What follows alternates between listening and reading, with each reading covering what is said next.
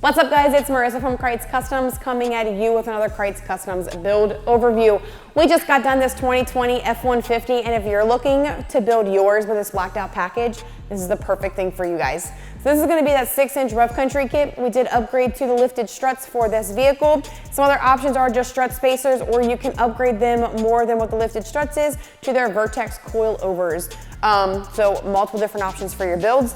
Coming down here to your wheel and tire package, we did add a bigger wheel this time. This is actually a 24x12 Fuel Sledge. This is this is actually a different style finish.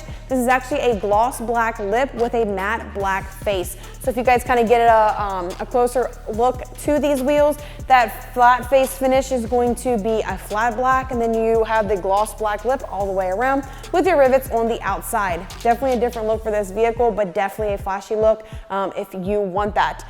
Coming down here to your tire, this is a 35 at 1350 24, and this is a Fury Country Hunter MT. So this is Fury's mud tire.